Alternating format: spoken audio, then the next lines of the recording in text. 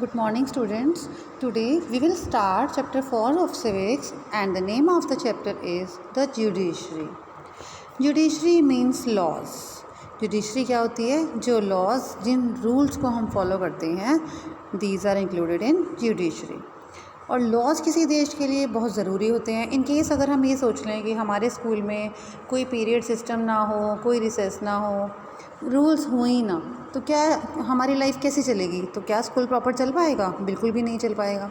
देखिए, अगर आपको टाइम टेबल का ही नहीं पता होगा, टीचर्स को टाइम टेबल का नहीं पता होगा, तो कोई भी टीचर किसी भी टाइम आपको पढ़ाने के लिए आ सकता है. हो सकता है कि 2 टीचर एक समय में आ जाएं.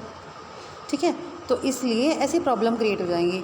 और अगर हम सोशल तौर पे सोचें तो अगर ट्रैफिक रूल्स ना हो, रेड लाइट ना हो, लाइट सिस्टम ना हो, तो फिर क्या होगा कि सभी व्हीकल्स एक दूसरे एक्सीडेंट ज़्यादा होंगे. सभी व्हीकल सड़क पर दौड़ते चले जाएंगे, कोई डायरेक्शन नहीं होगी, रुकेंगी नहीं कहीं पर भी. तो ट्रैफिक रूल्स जो है वो उसको सिस्टमेटिकली सिस्टम को चला लेते हैं. तो अगर इसी तरह से अगर हमारी लाइफ में रूल्स ना हो तो इवन की जो नेचर होती है ना, वो भी सारे रूल्स को फॉलो करती है. देखो, एक के बाद एक सीज़न आता है जैसे, और बारिश का मौसम आता है, अपने टाइम पर आता है. जो ट्रीज़ होते हैं उन पर लीव्स अपने टाइम पर शेड कर जाते हैं, बस स्प्रिंग में फिर से ग्रो कर जाते हैं. तो हर जगह पर हर सिस्टम को चलने के लिए रूल्स की ज़रूरत पड़ती है. तो जुडिशरी ये लॉज ही हैं जिन्हें हमें फॉलो कर चलना पड़ता है. Laws are the pillars that support the functioning of a democracy. देखिए, अभी तक हमने जितने चैप्टर्स पढ़े हैं वो डेमोक्रेसी के बारे में पढ़े हैं. तो डेमोक्रेसी क्या है? The government of the people, for the people and by the people. तो लॉज क्या हैं? ऐसे पिलर्स हैं जो कि डेमोक्रेसी को चलाने के लिए सपोर्ट करते हैं. If there are laws there is also dissent and violation of laws.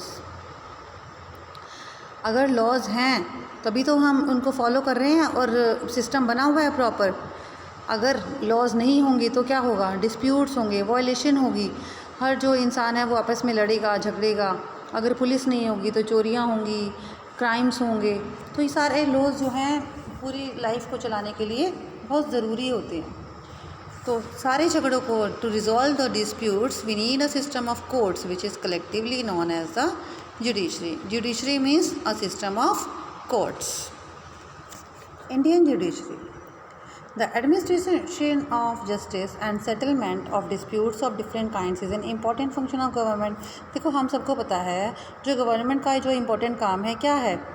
Justice रखना और जितने भी झगड़े हैं अलग अलग तरह के उनको सेटल करना. हमारी इंडियन जुडिशरी है वो यही काम करती है.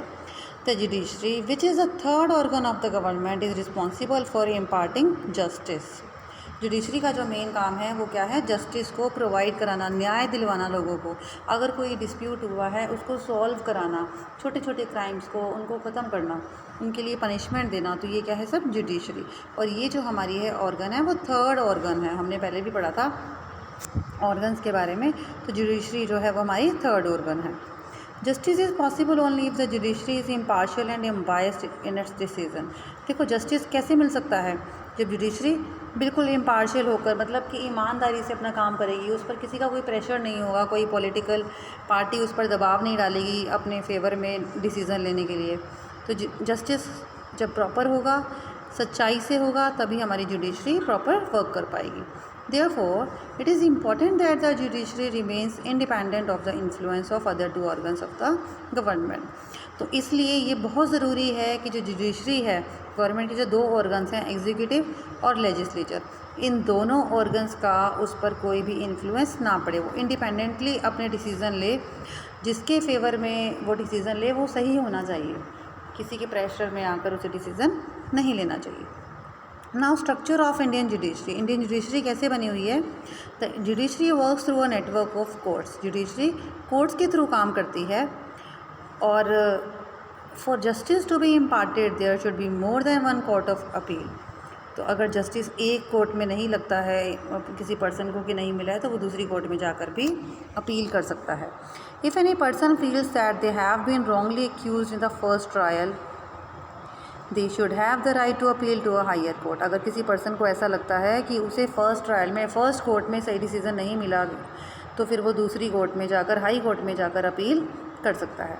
Our constitution provides for a single integrated judiciary. हमारी कॉन्स्टिट्यूशन ने एक सिंगल इंटीग्रेटेड मतलब जो एक साथ जुडिशरी बनाई है with a tiered system of trial courts. The structure of the Indian judiciary is in fact a pyramidal structure where the supreme court is at the apex.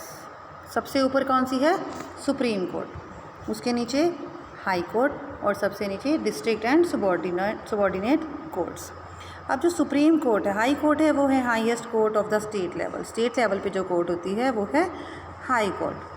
Some states and union territories share a common high court. कुछ states में और union territories में same high court होती है, common high court होती है। Below the high courts are the subordinate courts. सबसे ऊपर मैंने आपको बताया सुप्रीम कोर्ट। यहाँ पर हम ये डायग्राम पिरामिड देख सकते हैं।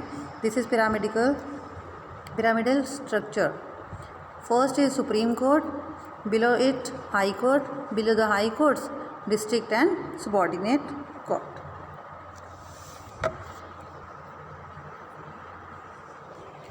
अब हम पढ़ेंगे रोल ऑफ जुडिशरी। जुडिशरी का काम क्या है।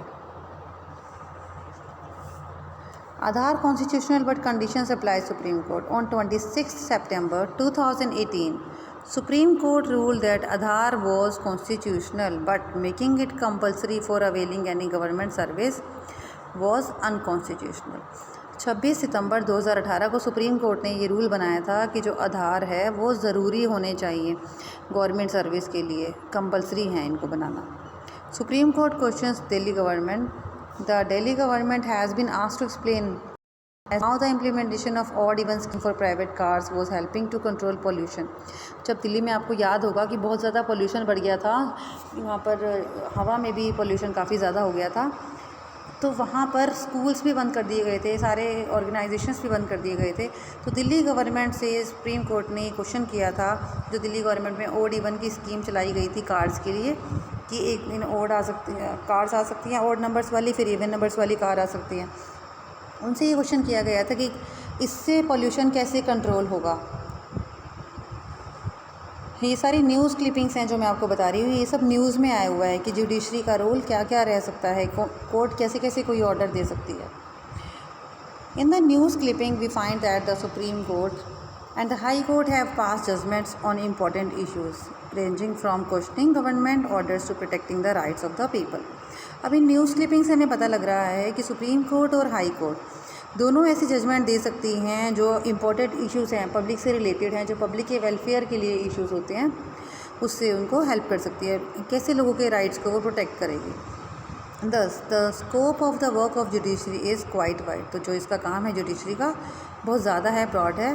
Broadly speaking the judiciary does the following works. अब क्या क्या काम करती है। Resolution of dispute. सबसे पहले तो जितने भी झगड़े हैं, चाहे वो इंडिविजुअल के हैं, चाहे गवर्नमेंट के हैं, चाहे स्टेट और सेंट्रल गवर्नमेंट के हैं, चाहे 2 और मोर स्टेट गवर्नमेंट के हैं, तो ये सारे सॉल्व करता है judiciary. Second, interpreter of law. कई बार क्या होता है, कोर्ट के सामने ऐसे केस आ जाते हैं कि जिस पर लॉ क्लियर नहीं होता, पर्टिकुलर मैटर जो है वो क्लियर नहीं होता, मतलब लॉ उस बात में चुप रहता है, कुछ नहीं कहता, उसके बारे में कोई डिसीज़न नहीं ले पाता। तो ऐसे केस में जुडिशरी क्या करती है, require interpreting the laws in the best possible way. तो वो ऐसे कानून को चूज़ करती है हर तरीके से जो पब्लिक के फेवर में अच्छे ढंग से काम कर सके। The decisions then become precedents for other such cases in future. ताकि इससे रिलेटेड केस अगर कोई फ्यूचर में हो जाता है तो उसको सॉल्व किया जा सके, उस टाइम जुडिशरी ऐसा लॉ बना देती है। Custodian of the civil rights and fundamental rights. The judiciary acts as a custodian of the fundamental rights of the people. अगर सिटीजन्स को, लोगों को ऐसा लगता है कि उनके फंडामेंटल राइट्स को उनको नहीं अपनाने दिया जा रहा है, उनको वो यूज़ करने नहीं दिया जा रहा है, कोई वायलेंटली उनको राइट यूज़ नहीं करने दे रहा है, तो उसको कोर्ट से हटाया जा सकता है जस्टिस के लिए। Upholder of the constitution. If a law passed by the parliament violets the constitution. देखो, अगर कोई पार्लियामेंट ने ऐसा रूल बनाया है, ऐसा कानून पास किया है जो कि कॉन्स्टिट्यूशन को वायलेट कर रहा है, मतलब उसकी अवहेलना कर रहा है, इट कैन बी, नहीं मान रहा है उसको, it can be declared void by the judiciary.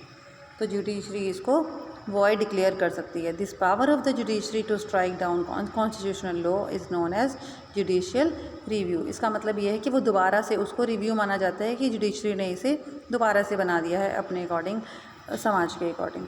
इसे हम कहते हैं judicial review. We will do the next topic jurisdiction in next video. Thank you.